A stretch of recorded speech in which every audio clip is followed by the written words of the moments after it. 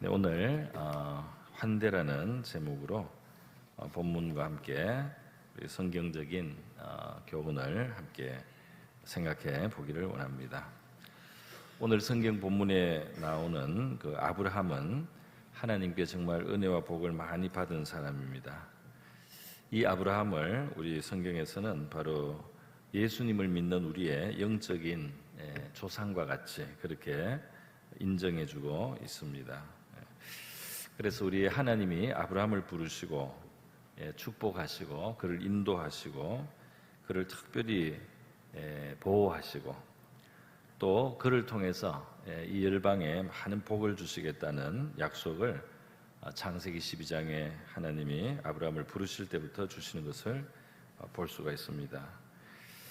그런데 성경은 이 아브라함이 바로 모든 믿는 자들에게 우리의 영적인 의미의 조상이 되고 또 우리 믿는 사람은 갈라디아서 3장 9절에 의하면 예수를 믿는 이 믿음으로 사는 사람은 믿음이 있는 아브라함과 함께 복을 받느니라 그랬어요.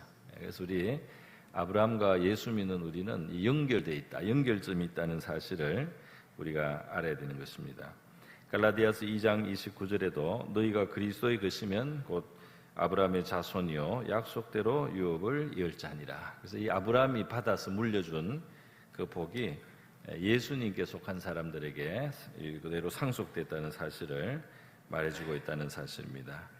그래서 오늘 우리 하나님께 이렇게 은혜와 은총을 입은 이 아브라함의 삶의 한 장면인데요, 바로 이제 나그네를 환대해주는 아브라함의 모습을 이제 우리가 보게 되죠.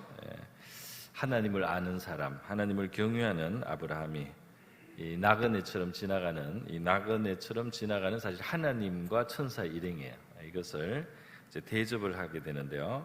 이제 여기서부터 참 많은 일들이 일어나게 됩니다. 그래서 오늘 하나님을 환대했던 이 아브라함의 모습을 우리가 생각하면서 몇 가지 하나님의 진리를 또 교훈을 생각해 보도록 하겠습니다. 오늘 아브라함이 보면 굉장히 환대하죠. 왔는데 굉장히 그 초대를 겸손하게 초대하고 지나가던 분을 모시고 그리고 오셔서 쉬다가 발을 씻고 나무 아래 쉬시라고 그러고 음식을 아주 좋은 것으로 준비를 급하게 하고요. 또 8절에 보면 인상적인 구절이 나오죠. 은긴젓과 우유와 하인이 요리한 송아지를 가져다가 그들 앞에 차려놓고 나무 아래 모셔 서매 그랬어요. 이 모셔 선다는 거, 이 시중을 들기 위해서 서 있는 모습입니다.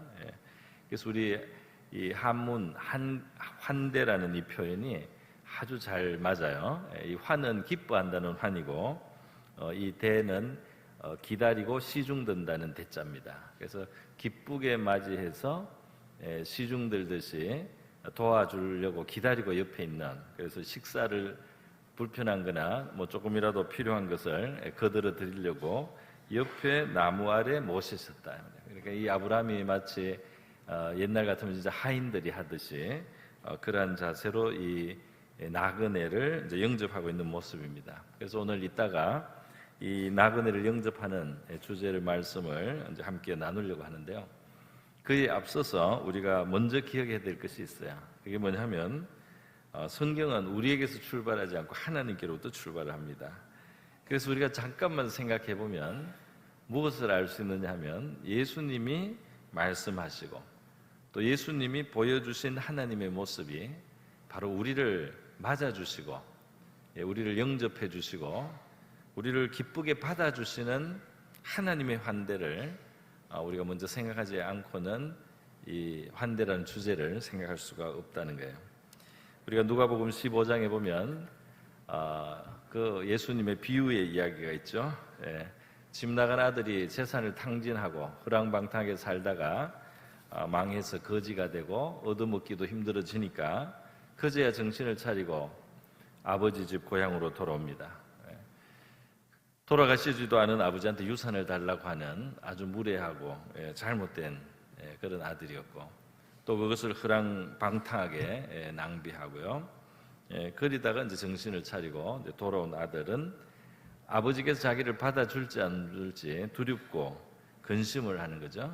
그래서 아버지한테 면목이었기 때문에 자기를 종으로 써달라고 그냥 남인 것처럼 생각하고 일꾼처럼 이 집에서 일할 수 있게만 해달라. 그러면 내가 열심히 일하겠습니다. 이렇게 이제 그래도 밥을 얻어먹을 수 있으니까 아버지 집에서는 그렇게 이제 왔는데 이 아버지는 달려나가서 이 아들을 알아보고 달려나가서 정말 목을 안고 입을 맞추면서 얼싸안아 줬습니다. 너무 불쌍하게 아들을 받아주신 거죠. 아들은 뉘우치는 말을 아버지한테 하려고 하늘과 아버지께 죄를 지었다고 이렇게 하면서 아들로서는 이제 자격이 없지만은 하면서 이제 종으로 써달라고 그러는 거예요. 그런데 벌써 아버지는 종들을 지켜서 좋은 옷을 그리고 또 가락지까지 신도 신겨주고 살진 송아리를 끌어서 잡아가지고 잔치를 이제 베푸는 모습을 볼 수 있습니다. 이 아들이 죽었다가 다시 살아왔다는 거예요. 내가 잃었던 이 아들을 다시 찾았다. 너무 즐거워하면서 이 아들을 이제 환대해 줬어요. 이 아들이 모르던 아버지의 모습이었습니다. 이 아들은 아버지하고 사는 것이 행복하지 않다고 생각할 만큼 아버지를 오해하고 있는 거예요. 우리 죄인들의 모습입니다. 우리 죄인들의 모습이 바로 이 아들의 모습이에요. 하나님하고 함께 사는 것이 행복하지 않다고 생각합니다. 그리고 나가서 자유롭게 내 마음대로 살아야지 행복하다고 생각하는데 그때 사용하는 게 다 하나님 거예요. 하나님이 주신 건강, 하나님이 주신 의리의 수명, 하나님이 주신 환경, 하나님이 주신 능력, 하나님이 주신 이 세상, 그거를 가지고 허비하면서 하나님 떠났다고 생각하고 허랑방탕하게 산다 이 말이에요. 그래서 하나님이 없는 삶은 근본적으로 잘못된 삶입니다. 그렇지만은 그 아들이 이제 낭패를 당한 게 어떻게 보면 잘 된 거예요. 낭패를 당하니까 정신이 드는 거예요. 하나님께로 돌아갈, 아버지께로 돌아갈 생각이 드는 거예요.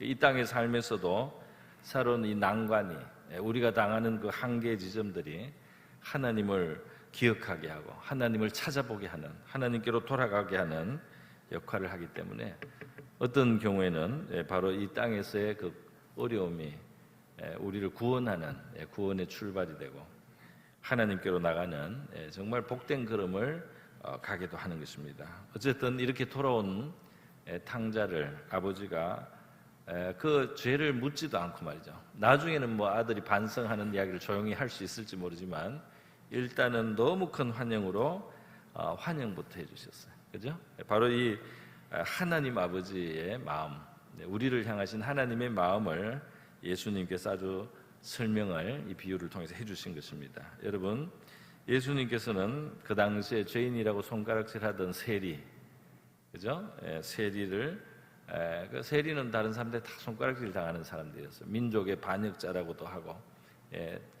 이익을 위해서 자기 동족을 힘들게 하고 동족의 피를 빠는 그런 존재라고 아주 욕을 많이 먹는 이 세리들 또는 창녀들까지도 예수님은 자리를 같이 하시고 식사를 하시기도 했습니다.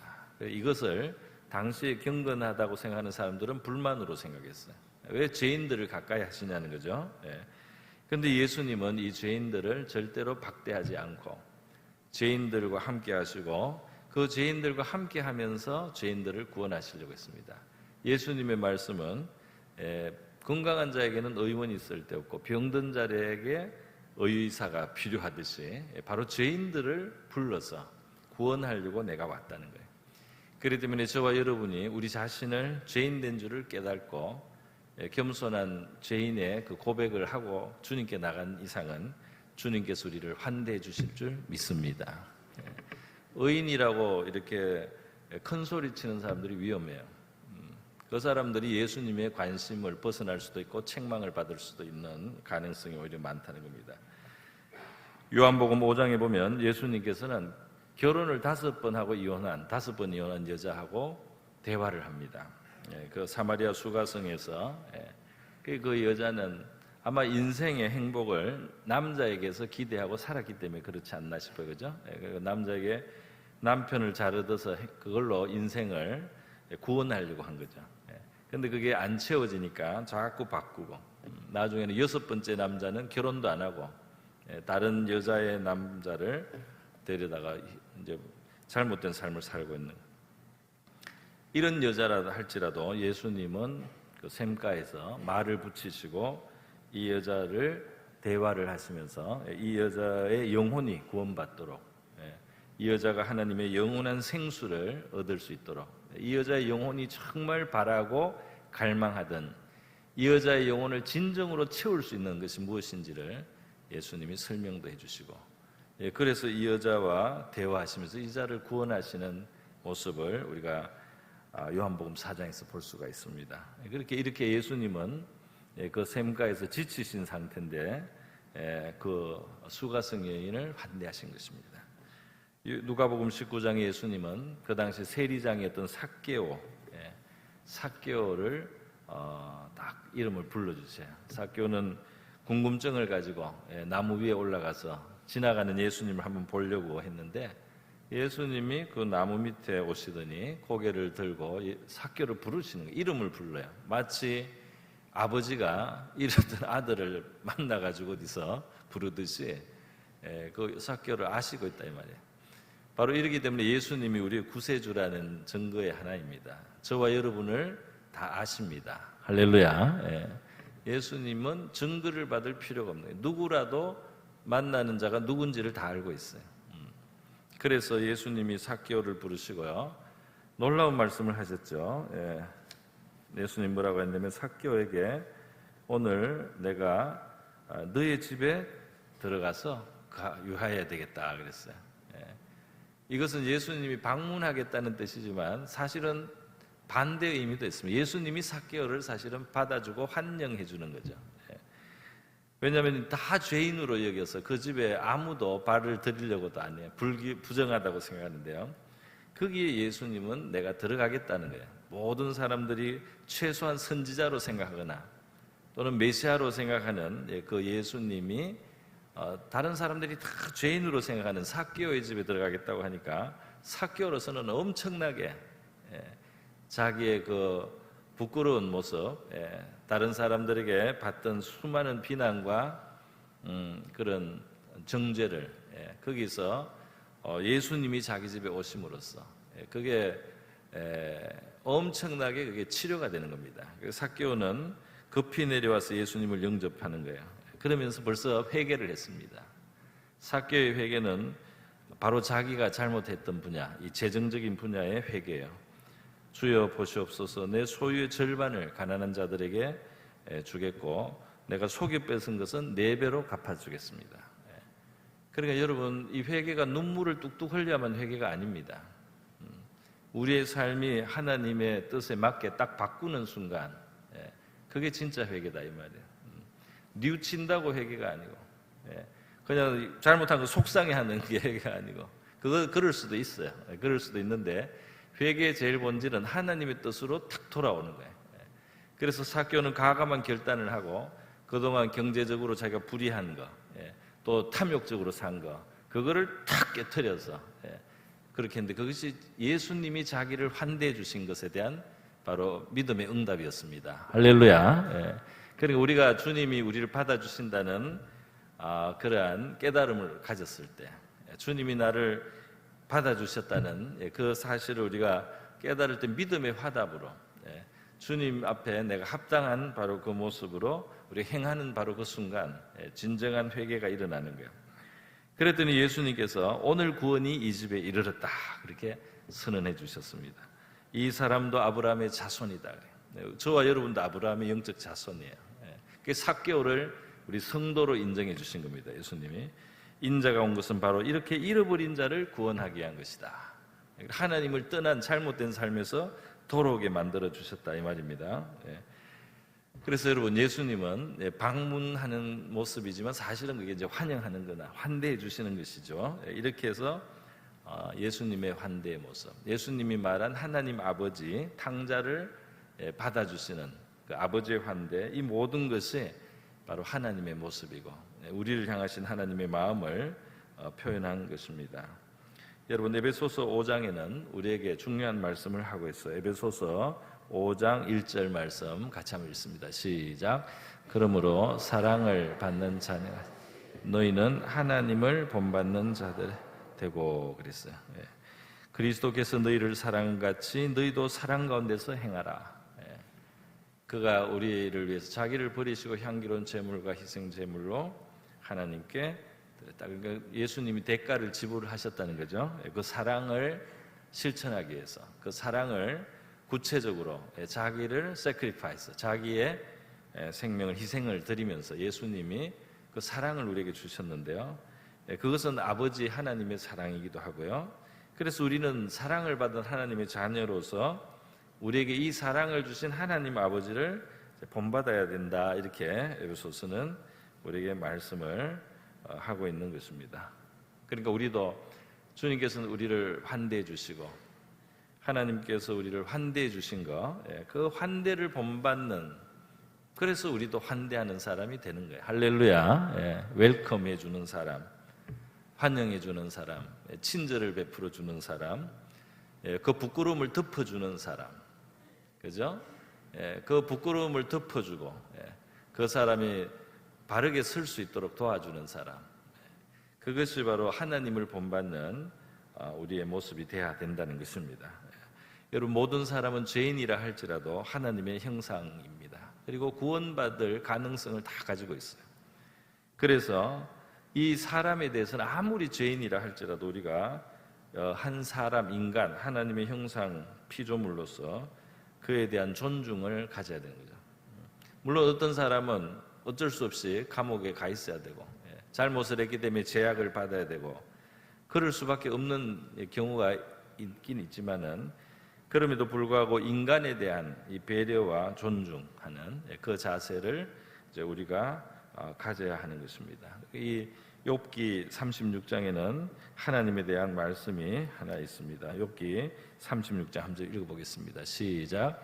하나님은 능하시 아무도 멸시하지 아니하시며 그의 지혜가 무궁하사.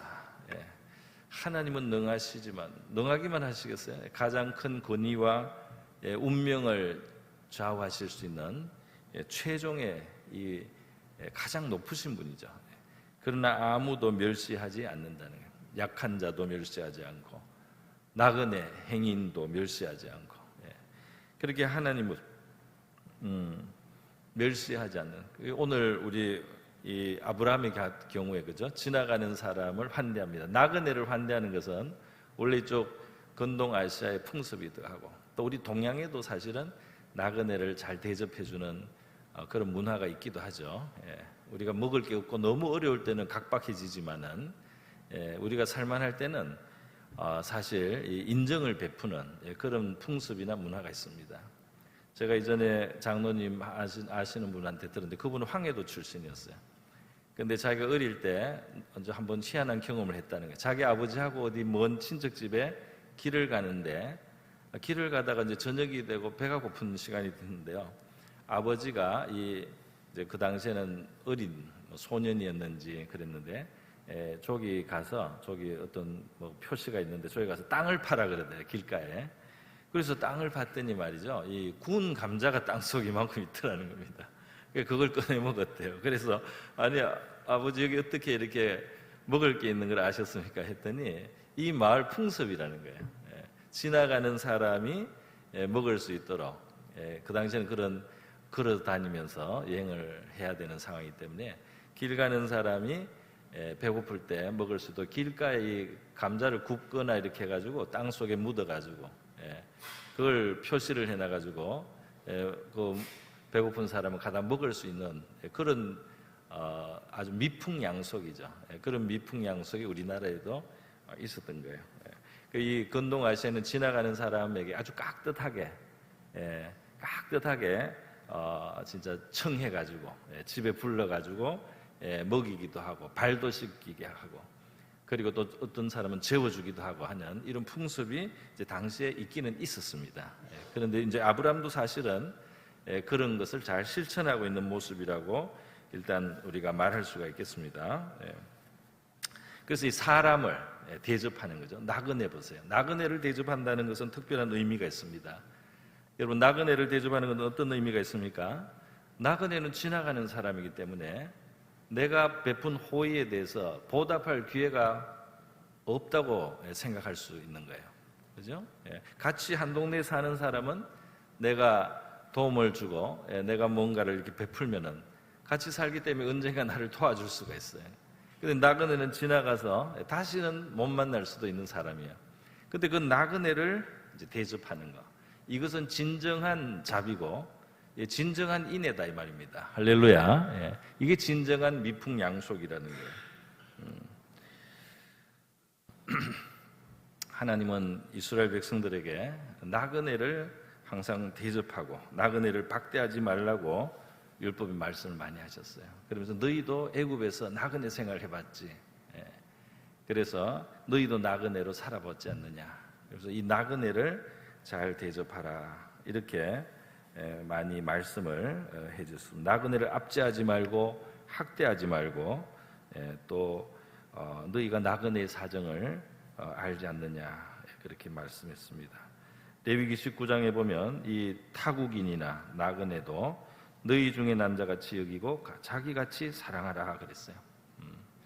이 사람들은 별로 나에게 도움이 안 될 것 같은 사람이지만 그들에게도 자비를 베풀고 사랑하라는 겁니다. 신명기 10장에는 하나님은 고아와 가부를 위해서 정의를 행하시고 나그네를 사랑하여 떡과 옷을 주신다 그러면서 너희도 나그네를 사랑하라 그랬어요. 여러분, 우리 인생도 나그네입니다. 우리 나그네들이에요. 이 땅을 사는 동안에 왔다가 여기 좀 있다가 또 다 떠납니다. 나그네들, 이 나그네를 하나님이 대접하고 계신 거예요. 할렐루야. 우리가 나그네로서 하나님께 대접을 받으면서 살아가는 것이 바로 우리의 삶이라고도 말할 수 있겠습니다. 근데 이 나그네 특히 더군다나 더 이렇게 잠깐 볼 수 있는 사람, 앞으로 어떻게 될지 모르는 그런 사람을 이제 대접하는 거, 여기에 대해서 성경은 굉장히 중요하게 가르친다 하는 것입니다. 가르치고 있어요. 예수님은 누가복음 6장에서 이런 말씀을 했어요.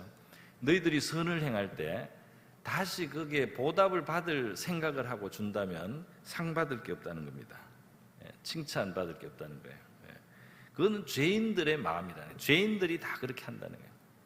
죄인들도 친절하게 막 이렇게 하지만 사실은 나중에 기대를 하고 대가를 또 받기를 원하고, 그래서 이것은 주는 것 같아도 주는 게 아니고 사실은 잠깐 돈을 맡겼다가 다시 나중에 찾아가는, 빌리는 거다 말이에요.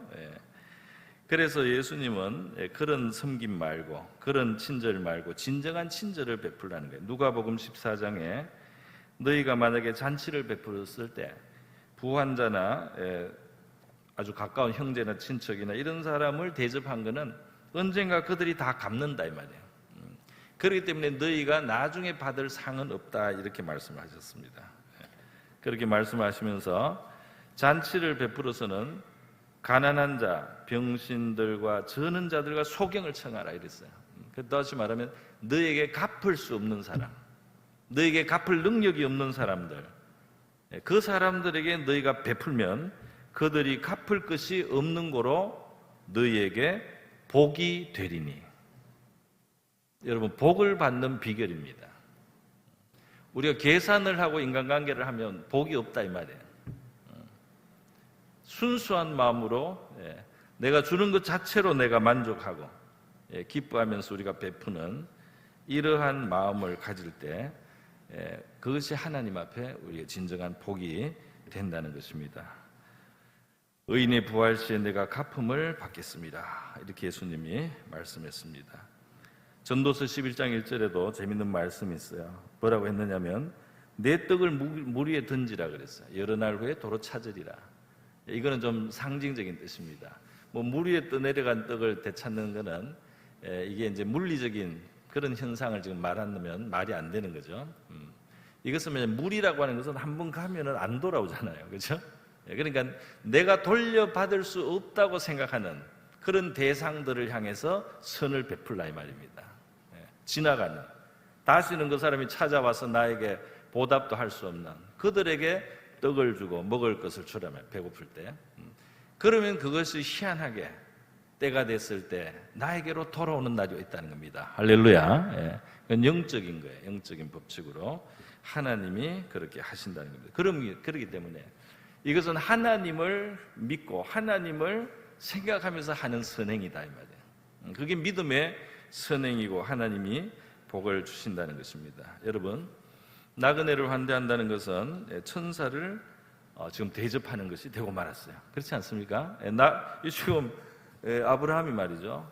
이 지금 나그네를 잘 대접을 했는데 이 보면은 나중에 보면 천사들이에요. 천사들. 그리고 여호와가 계십니다. 18장 1절에 보면 여호와께서 마므리의 상수리 나무에 있는 곳에 아브라함에게 나타나셨다. 근데 사람의 모습으로 찾아오셨다는 거죠. 나중에 보면 이 분들이 말하는 게 사람이 아니에요. 사라가 이제 아기 낳을 거라고 탁 이야기도 하시고요. 하나님이 능치 못한 일이 있겠느냐 그런 말씀도 하시고요. 장막대에서 혼자 이렇게 웃었는데 웃은 거 다 하셔요. 그런 말씀을 다 하십니다. 그리고 아브라함에게 하나님이 하나님을 나타냅니다. 그 아브라함이 그때 이제 하나님께 듣고 소돔과 고모라 위에서 기도도 하고 이제 뒤에 가면은 하나님인 줄 알고 상대를 합니다. 그리고 하나님이 나중에 떠나셨어요. 그래서 하나님이 아브라함의 기도를 듣고 떠나셨는데요. 그 이어지는 19장 1절에 보면 천사 2명은 소돔과 고모라에 갔어요. 그러니까 이 세 분 중에 한 분은 하나님이시고 두 사람은 천사였던 것 같아요. 그래서 하나님이 아브라함의 기도를 들으시고 천사들은 소돔으로 가서 이제 롯을 구원하는 일이 이루어집니다. 자, 여러분, 이 구절, 이 성경의 말씀을 가지고 히브리서 13장에는 손님 대접하기를 잊지 말라 그러면서 이로써 부지 중에 천사들을 대접한 이들이 있느니라 그랬어요. 천사를 대접했다. 오늘날 우리는 이제 나그네 대접하는 문화는 옛날만큼은 필요하지도 않습니다. 그죠? 필요하지도 않고 또 그렇지는 않지만 이 정신을 우리가 잘 기억을 해야 되겠어요. 나그네 같은 그런 입장에 있는 사람. 우리 예를 들면 우리 교회에 왔는데 아직 나그네 느낌으로 있는 분들, 손님 느낌으로 있는 분들, 여기가 편하지 않은 분들, 이런 분들을 우리가 어떤 마음으로 대해야 되는지 우리가 좀 생각을 할 필요가 있다는 것입니다. 히브리서 13장 2절에 손님 대접하기를 잊지 말라 이로써 부지 중에 천사들을 대접한 이들이 있느니라 그랬는데요. 천사만 대접했겠습니까? 바로 주님을 대접했잖아요. 아브라함도. 그죠? 이 후대함을 하나님이 받으신 거예요. 그래서 이 제사를 드리는 것만 제사가 아니고 나그네를 대접한 것이 하나님을 섬긴 일이 되고 말았습니다. 그래서 여러분 이것은 굉장히 중요한 의미가 있는데요. 중요한 의미가 있습니다. 왜냐하면 예수님께서 바로 이렇게 말씀하신 거예요. 너희 중에 소자들을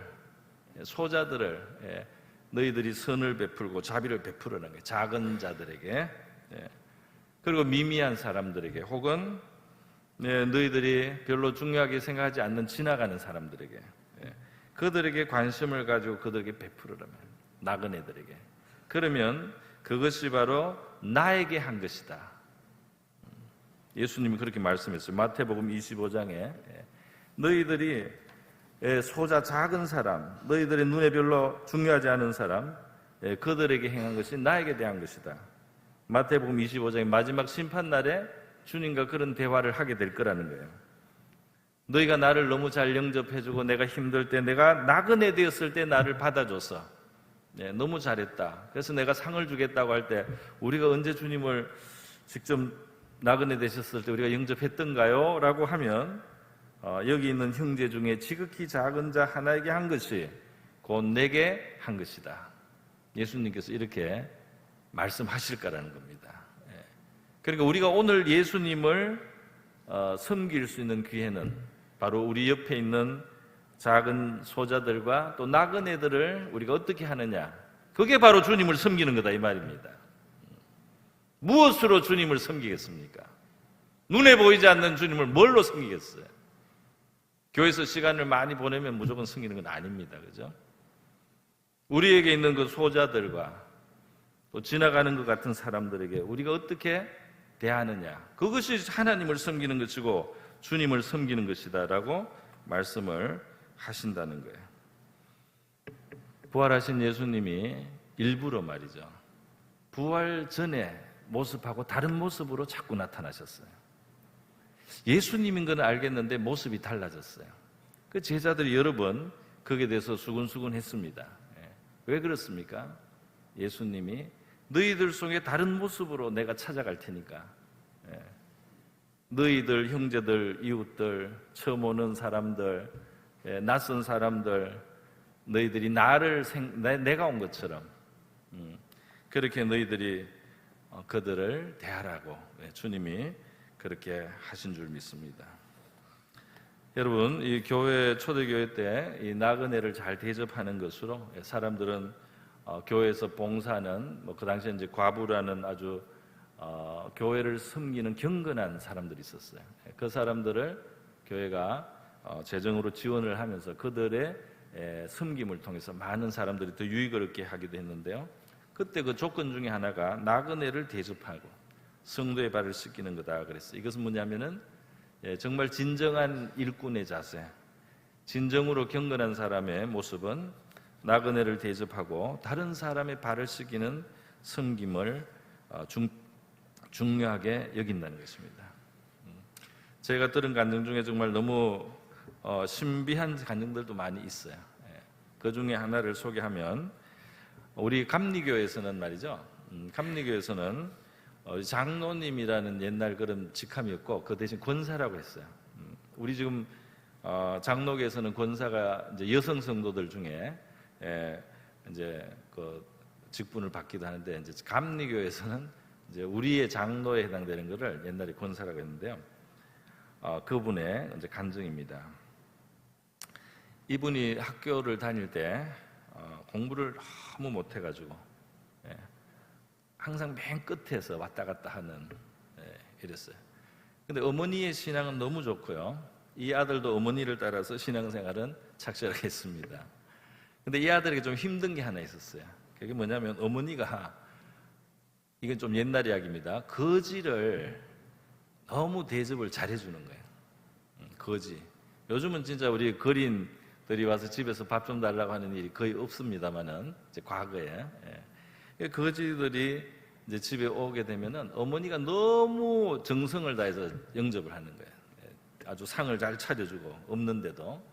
그 아들이 볼 때는 너무 속상한 거예요. 자기들도 그렇게는 못 먹는데 거지들 너무 잘 대접하니까. 그리고 또 하나 힘든 거는, 거지 너무 못 씻어서 말이죠. 때가 막 덕지덕지 있는데 물까지 데펴가지고 말이죠. 어디 저 부엌에 이런데 어디 가서 이 때를 밀어드리라고 아들한테 이제 부탁을 하는 거예요. 그래서 이 아들이 어릴 때 입이 이만큼 나와가지고 거지에게 때를 밀어드리는데 때가 정말 이렇게 뜯길 정도로 그렇게 지저분한 사람들을 이제 해드렸어요. 그런 일들이 여러 번 있었던 겁니다. 자, 그런데 이게 끝나지가 않아요.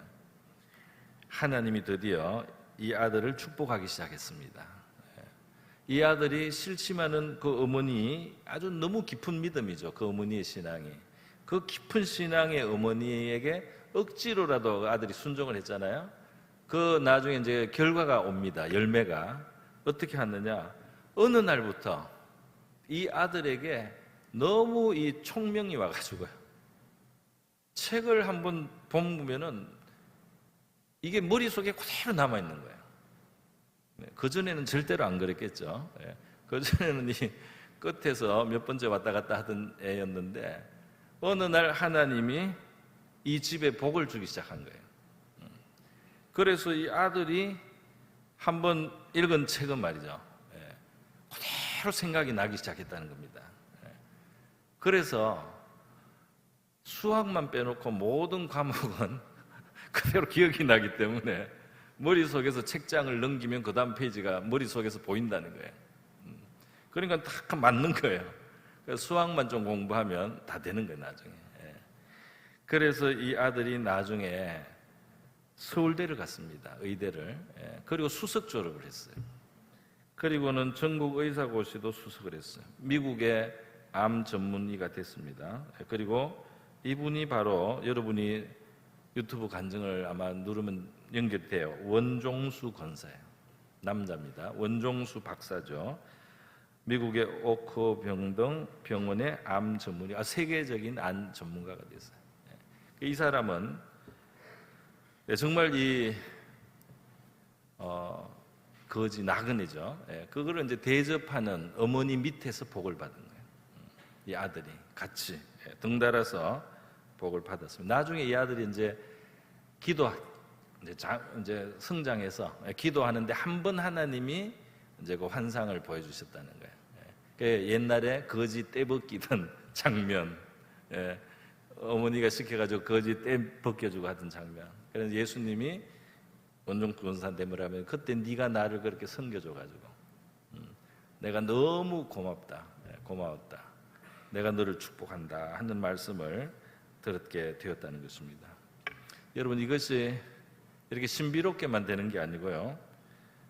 부끄럽지만 저도 아주 잠깐만 짧게 간증을 하겠습니다.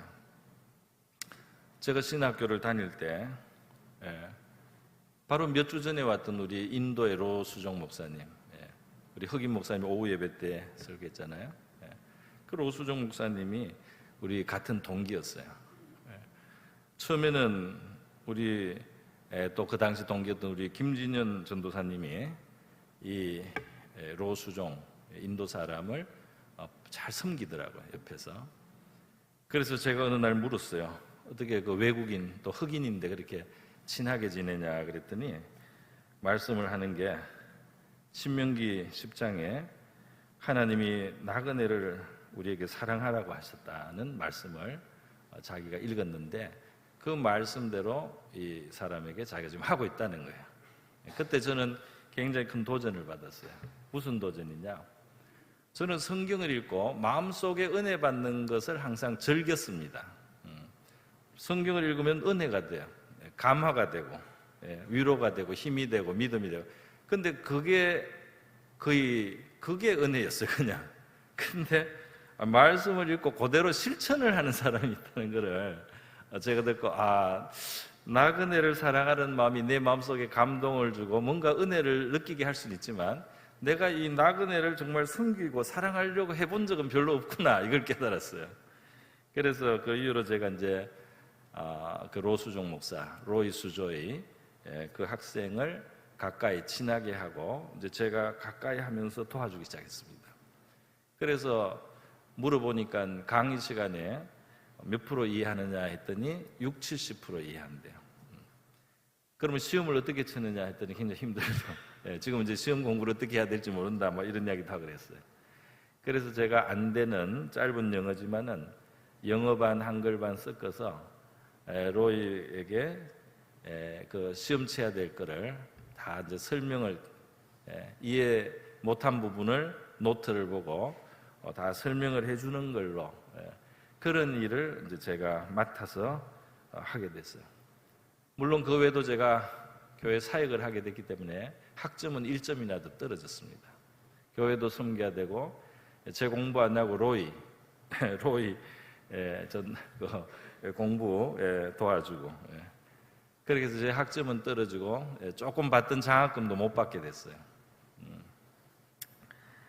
그런데 어떻게 됐습니까? 나중에 하나님이 참 희한한 일을 하셨죠. 제가 영국에 가서 목회를 하러 갔다가 공부를 하게 됐는데 하나님이 지혜를 많이 주기 시작하더니 그 학교를 박사과정을 마칠 때쯤 되니까 거기에 인도 사람이 와가지고 학장이 되더니 저를 교수로 발탁해 주는 거예요. 할렐루야. 그 로이 인도 학생을 내가 기쁘게 도와줬죠. 기쁘게 도와줬는데 나중에 하나님은 인도 사람을 보내가지고 저를 외국에서 교수를 만들어 주시더라고요. 그런 일뿐만이 아니겠습니다, 여러분. 오늘 시간이 부족해서 제가 말씀을 다 못 드리겠습니다. 여러분, 나그네를 대접하라. 하나님이 우리를 축복하시기 위한 거예요. 할렐루야. 하나님을 닮은 겁니다. 하나님께서 우리 나그네 인생을 영접해 주지 않으면 우리 더러운 때 묻은 우리, 죄로 덕지덕지 더러워진 우리를 피를 흘려가면서 씻어서 영접해 주시고 우리를 살게 하신 그 영접을 받은 우리가 나그네 지나가는 사람, 우리 교회 와서 얼마 안 돼서 아직 쭈삣쭈삣 하시는 분들, 그죠? 친숙하지 않은 분들, 이런 분들을 우리가 어떻게 대하느냐 하는 것이 바로 우리가 하나님을 어떻게 섬기느냐 하는 것을 보여준다는 사실을 우리가 꼭 기억할 수 있기를 바랍니다. 그래서 우리가 환대하는 사람들이 돼야 된다 이 말이에요. 환대하는 사람들, 잘 모르는 분들에게도 친절하게 말하고, 그죠? 다른 사람들이 어색하지 않도록 해주고, 뭔가 도움이 될 수 있는 것을 찾아보고 하는 이런 정신을 가지지 않고 그 반대로, 내가 여기 더 오랫동안 지냈기 때문에 여기 내가 여기 터주를 지키고 있는 사람이다, 그죠? 뭐 저 사람은 왔다 지나가는 사람이지, 이런 정도로 우리가 생각을 한다면 우리가 복음의 실천에서 너무나 멀다 하는 사실입니다. 그래서 우리는 환대받은 사람으로서 환대하고 우리가 사랑을 베풀면서 주님이 우리의 삶 속에 정말 더 친밀하고 놀라운 일들을 행하시는 것을 경험하는 그런 우리 성도들 될 수 있기를 바랍니다. 이것으로 말씀을 마치고 기도하겠습니다. 우리 나그네와 같고 또 더군다나 때 묻은 죄인인 우리를 영접해 주시고 환대해 주시고 씻겨 주시고 후대해 주시는 우리 하나님 감사하고, 우리가 하나님께 받는 사랑과 환대를 잊지 않고 우리의 이웃이나 나그네나 낯선 이들에 대한 섬김과 사랑을 대함으로 우리 주님을 우리가 섬기고 또 하나님을 본받으라고 하신 말씀을 실천하는 우리가 되게 해달라고, 그렇게, 그래서 우리 하나님 앞에 상을 받는 우리가 되게 해달라고 다 같이 기도하겠습니다. 기도합니다. 거룩하시고 자비로우신 하나님 아버지, 우리 나그네 인생들 이 땅에 주님 보잘것없는 우리의 모습이 또 우리는 허물과 죄가 있는 죄인임에도 불구하고 하나님은 우리를 환대해 주셔서 두 팔을 벌려서 안아주시고 하나님의 집으로 받아주시고 우리를 씻겨주시며 후대하여 주시고 우리를 위하여 상을 베풀어 주시는, 상을 차려주시는 우리 하나님의 자비와 사랑을 우리가 받는 것을 감사드립니다. 하나님 아버지, 하나님께서 죄인된 우리에게 베풀어 주신 그 사랑의 환대를 우리가 잊지 않고 살아가기를 원합니다. 바로 우리가 하나님께 받은 사랑받은 자녀의 아버지여 사랑을 주님 우리의 이웃과 우리의 주변에 우리 옆에 지나가는 나그네들, 이 교회를 방문한 분들 하나님 환대하며 섬길 수 있게 하여 주시기를 원합니다. 하나님을 본받게 하시고 주님을 바로 그렇게 섬길 수 있다는 사실을 깨닫고 살아감으로 우리 하나님께서 인정하시는, 또 우리 하나님께서 진정한 복을 주시는 믿음의 사람들, 믿음의 삶을 살게 하여 주시기를 원하고 바랍니다. 할렐루야, 감사드립니다. 거룩하시고 자비로우신 하나님 아버지, 보잘것없는 나그네와 같고 그리고 죄로 들어온 죄인된 우리라도 하나님께서는 사랑으로 받아주시고 우리 하나님의 집으로 환대하여 주시고 주님의 보혈로 우리를 씻겨주시며 우리를 후대하시고 우리의 상에 먹을 것이 있도록 차려주시는 은혜로우신 하나님이심을 감사드립니다.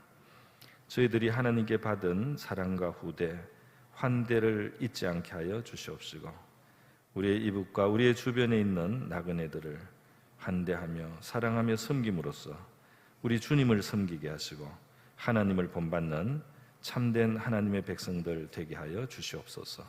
고마우신 예수님의 귀하신 이름으로 기도드립니다. 아멘.